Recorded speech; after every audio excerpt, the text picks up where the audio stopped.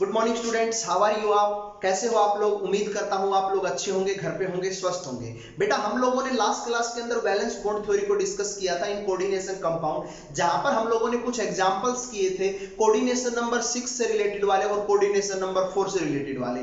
आज एक एग्जांपल हम लोग और करेंगे जहां पर उसका कोऑर्डिनेशन नंबर 5 होगा और उसकी क्या ज्योमेट्री होगी हम लोग इस बात को भी जरा देखेंगे। सो एग्जांपल है मेरे पास FeCO5। This one is a compound and find the hybridization and geometry of given compound. So iron, the electronic configuration that is argon 3d6 4s2। Oxidation state बेटा इस कंपाउंड के अंदर जो आयरन की है वो हमारे पास कितनी रहेगी? 0 रहेगी, क्योंकि CO आपको पता है कि न्यूट्रल लीजेंड है।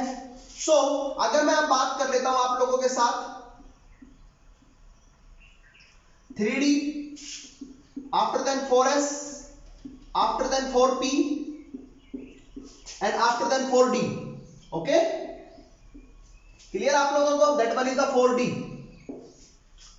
so इलेक्ट्रॉन फिलअप करेंगे बेटा d में कितने? 6 1 2 3 4 5 6। s के अंदर कितने बेटा? 2। क्लियर है? and CO is a strong filled legend,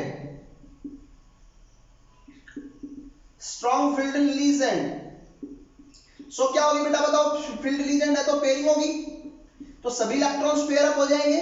सभी इलेक्ट्रॉन्स पेयर अप हो जाएंगे तो बताइए बेटा जी मुझे 1 2 3 4 5 6। ठीक है, ये दोनों इलेक्ट्रॉन्स भी आपस में पेयर हो जाएंगे और ये वाला इलेक्ट्रॉन इसके साथ पेयर अप हो जाएगा। सभी जितने भी इलेक्ट्रॉन सिंगल फील्ड होंगे वो सारे क्या हो जाएंगे? पेयर। s खाली रहेगा, उसके बाद p भी खाली रहेगा and last one is 4d is also vacant. So CO अपने लोन पेयर कहां पर डोनेट करेगा? The vacant orbital of 3d, the vacant orbital of s and the vacant orbital of p। Total इसको कितने करने हैं? 5 ही तो करने हैं, समझ में आ गया? तो हाइब्रिडाइजेशन क्या रहेगी? DsP3। क्या रहेगी बेटा? DsP3 hybridisation. आपको पता है अगर कोऑर्डिनेशन नंबर 5 होता है तो हाइब्रिडाइजेशन क्या तो DsP3 या sp3d होगी। अगर इनर ऑर्बिटल कॉम्प्लेक्स है तो dsp3 और आउटर ऑर्बिटल कॉम्प्लेक्स है तो हाइब्रिडाइजेशन क्या रहेगी? sp3d। Understood what I am saying? So hybridization तो ज्योमेट्री क्या होगी बेटा इसकी बताइए? ट्राइगोनल बाइपिरामिडल, बाइपिरामिडल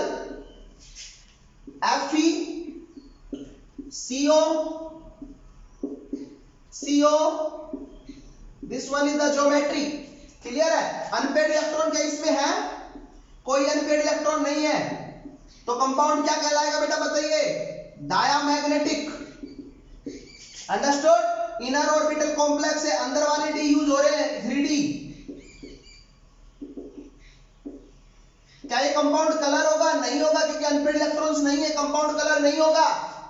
उसके बाद क्या इसका कोई मैग्नेटिक मोमेंट होगा? नहीं, कोई भी मैग्नेटिक मोमेंट नहीं होगा, जीरो मैग्नेटिक मोमेंट होगा। व्हाई? क्योंकि सर कोई भी अनपेड इलेक्ट्रॉन नहीं है। तो इस प्रकार से आप लोग कोऑर्डिनेशन नंबर 5 के अंदर गिवन कंपाउंड की हाइब्रिडाइजेशन निकाल सकते हो बेटा।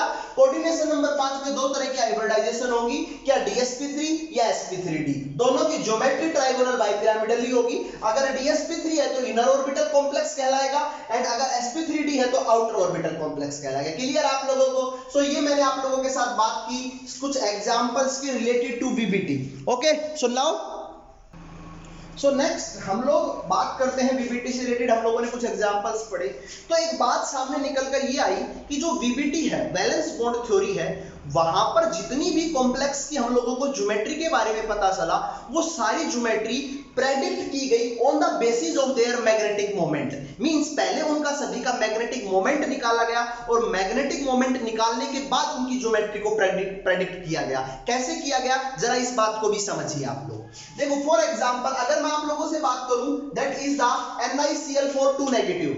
ये मेरे पास एक कोई भी एक कॉम्प्लेक्स कंपाउंड है, तो इस कंपाउंड को देखा गया और यहां पर देखा गया कि इस कंपाउंड का जो मैग्नेटिक मोमेंट आ रहा है वो magnetic moment corresponding to 2 unpaired electrons के बराबर आ रहा है। माना गया, देखा गया कि भाई जो मैग्नेटिक मोमेंट इसका आ रहा है उसके अंदर तो 2 अनपेयर्ड इलेक्ट्रॉन्स होने चाहिए। क्लियर आप लोगों को? अब 2 अनपेयर्ड इलेक्ट्रॉन्स हैं यहां पर। अगर 2 अनपेयर्ड इलेक्ट्रॉन्स यहां पर है तो इसका मतलब वहां पर पेयरिंग नहीं हुई, और पेयरिंग नहीं हुई तो उसकी हाइब्रिडाइजेशन क्या होगी, sp3, और sp3 अगर हाइब्रिडाइजेशन होती तो उसकी ज्योमेट्री क्या होगी, टेट्राहेड्रल। क्लियर आप लोगों को, मेरी बात समझ में आई। लेकिन अगर उन्होंने दूसरा कॉम्प्लेक्स देखा और उस दूसरे कॉम्प्लेक्स का उन्होंने मैग्नेटिक मोमेंट निकाला या देखा, तो मैग्नेटिक मोमेंट निकालने के बाद उन लोगों ने देखा कि इसका तो मैग्नेटिक मोमेंट 0 आ रहा है, मींस यहां पर सभी इलेक्ट्रॉन्स पेयर अप है। क्लियर है, तो जब सभी इलेक्ट्रॉन्स पेयर अप हैं तो इसका मतलब यहां पर सिंपल सी बात हो गई कि जब सभी इलेक्ट्रॉन्स पेयर अप है तो इसकी हाइब्रिडाइजेशन यहां पर क्या होगी, dsp2 होगी, और dsp2 होगी तो इसकी ज्योमेट्री बेटा यहां पर क्या कहलाएगी, that is the square planar complex. So कहने का मतलब ये हुआ कि हम लोगों ने जितने भी कंपाउंड्स की हाइब्रिडाइजेशन निकाली है वो सारी की सारी हाइब्रिडाइजेशन किस बेस पे निकली होगी, पहले उन कंपाउंड्स का मैग्नेटिक मोमेंट को देखा गया होगा। क्लियर आप लोगों को, सो मैग्नेटिक मोमेंट देखने के बाद ही आप लोगों को पता चला होगा कि उस कंपाउंड की हाइब्रिडाइजेशन और ज्योमेट्री क्या रही होगी। समझ में आ गया आप लोगों को। सो नेक्स्ट चलते हैं आगे की तरफ, एक एक्सेप्शनल बिहेवियर की बात करते हैं। सो मेरे पास एक एग्जांपल है बेटा, that is the CuNH342 positive. Clear है, तो आप लोग इस एग्जांपल को देखिए बेटा, यहां पर सेंट्रल मेटल कौन हुई, कॉपर, और कॉपर की ऑक्सीडेशन स्टेट बेटा कॉपर 2 पॉजिटिव। इलेक्ट्रॉनिक कॉन्फ़िगरेशन की बात करूं तो कॉपर कितना होगा बेटा 3d10 4s1, 2 पॉजिटिव है तो कितना बचेगा आर्गन 3d9, अरे यही बचेगा, बोलिए यही बचेगा, ओके वेरी गुड शाबाश। अगर ये बचता है तो बेटा d9 इलेक्ट्रॉन्स को फिलअप करो, कौन से में, 3d में, 1 2 3 4 5 6 7 8 और 9 फिलअप कर दिए बेटा। अरे बोलिए इसके बाद कौन आएगा 4s, इसके बाद कौन आएगा बेटा 4p और 4d, 4d को मैं नहीं लिख रहा हूं, कोई बात नहीं।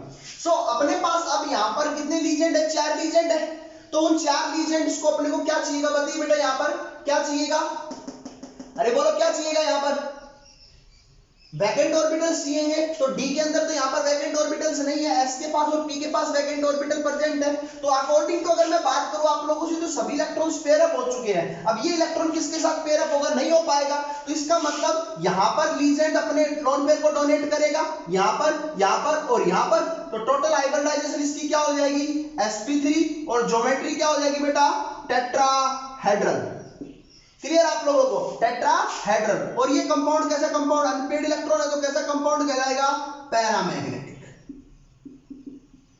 क्लियर आप लोगों को, पैरामैग्नेटिक। लेकिन जब इस कंपाउंड का एक्सरे स्टडी हुआ, एक्सरे स्टडीज हुई और इसके मैग्नेटिक मोमेंट को भी देखा गया, मैग्नेटिक मोमेंट को भी देखा गया। क्लियर आप लोगों को, तो वहां पर एक बात चली कि कंपाउंड तो पैरामैग्नेटिक ही है, कंपाउंड तो पैरामैग्नेटिक ही है। क्लियर आप लोगों को, लेकिन यहां पर अगर मैं इसकी बात करूं तो ये कंपाउंड की हाइब्रिडाइजेशन dsp2 है और ये एक स्क्वायर प्लेनर नेचर का है, मींस एक्सरे स्पेक्ट्रोस्कोपी जो एक्सरे स्टडीज बता रही थी कि ये कंपाउंड प्लेनर नेचर का, स्क्वायर प्लेनर नेचर का है। क्लियर है, तो इस बात की कंफर्मेशन हम लोगों के पास वीबीटी नहीं दे पाई थी कि ऐसा क्यों हो रहा है, क्या रीजन है इसके पीछे। तो ये वीबीटी की एक सबसे बड़ी लिमिटेशन थी। हालांकि वीबीटी ने हम लोगों को बताया था कि ये जो इलेक्ट्रॉन है 3D वाला,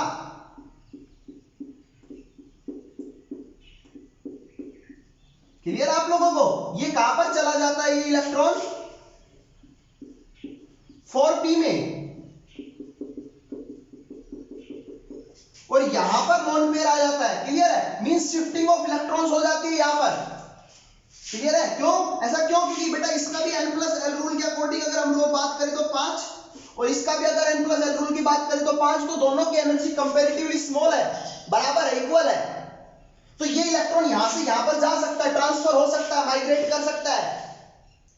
लेकिन ये हमारे पास काफी सेटिस्फैक्टरी आंसर नहीं हुआ इस बात का कि ऐसा ही क्यों हो रहा, बाकी केसेस के अंदर ऐसा क्यों नहीं हुआ।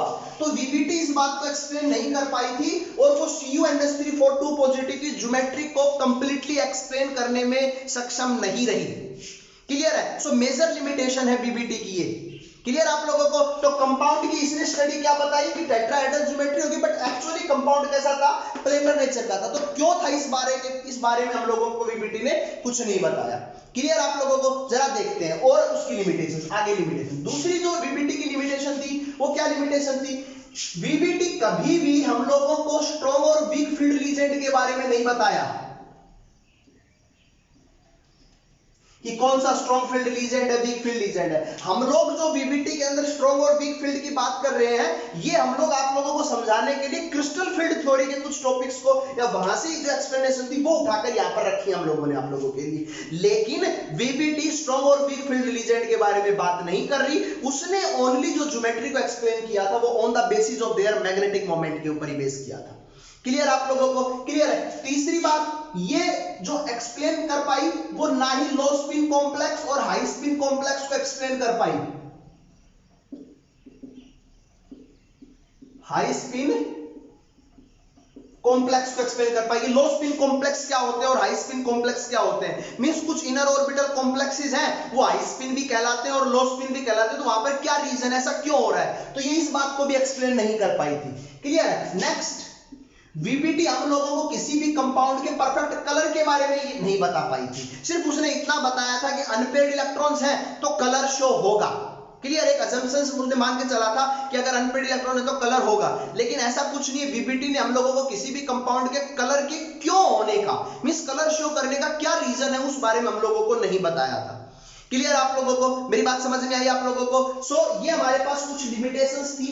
वहीं पर अगर मैं आप लोगों से बात करूं तो वीबीटी हम लोगों को किसी भी कंपाउंड के अंदर कि वहां पर इलेक्ट्रॉन्स क्यों पेयर अप हो रहे हैं वो बात वही हो गई, स्ट्रॉन्ग और वीक की नहीं बता पाई थी। क्यों इलेक्ट्रॉन्स पेयर होते हैं, कहीं पर इलेक्ट्रॉन्स पेयर अप नहीं होते। मींस मैं अगर इसी को अलग तरीके से बात करूं तो ज्योमेट्री भी on the basis of strong और वीक फील्ड रीजन्स के बेसिस पर आप एक्सप्लेन नहीं कर पाई थी। तो ये कुछ लिमिटेशंस थी वीबीटी की, और इन लिमिटेशंस को दूर करने के लिए हमारे पास फर्दर एक नई थ्योरी आई और उस थ्योरी का नाम था बेटा CFT, that is the crystal field theory. So हम लोग डिस्कस करेंगे क्रिस्टल फील्ड थ्योरी को, देखते हैं जरा आगे की तरफ।